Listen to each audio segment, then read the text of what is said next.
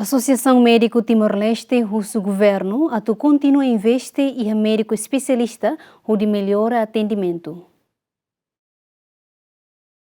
Presidente da Associasaun Médico Timor-Leste, Herculano dos Santos Satete, setor saúde e a progresso, mas precisa investir mais lutar e a médico especialista hodi mellora atendimento para paciente sira. Também presidente da Associasaun Me Hatete, médico especialidade e a área balon sida iha no balon se menos. Progresso sira relevante ao desenvolvimento profissão médica em Timor-Leste.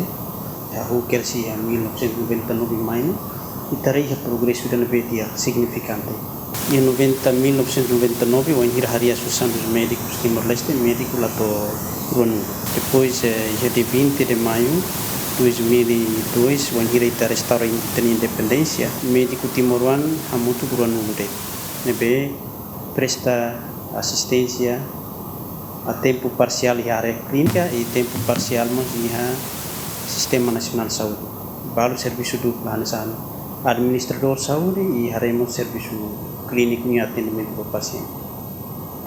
E até em 2005 o número aumenta para 50 médicos e gradualmente, gradualmente, cada ano aumenta, tanto formação médico geral como médico especialista. A área proporção na FATIM kata gitare usi total nebe médico especialista relativamente sequi. 118 ne representa de 8,7%. E 91% ne médico geral. Ora proporção nebe maka recomenda a Organização Mundial de Saúde. Pelo menos na nação com 1,4 milhões de habitantes, a proporção especialista tem que representa 20%.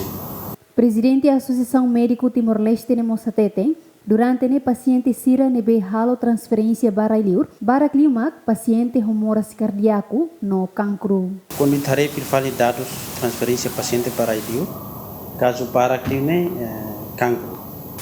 Tu irfali maka fuan cardiologia. Então, cancro ni tare ni ramo subespecialidade do que mas precisa investir nessa cirurgia oncológica, operação para cancro, nem te cidade. Pois hemato-oncologia, subespecialidade nebe harede para cancro rania, por exemplo. Outra ni sub que quando se nebe maka usi ramo cancro oncologia ni ita precisa.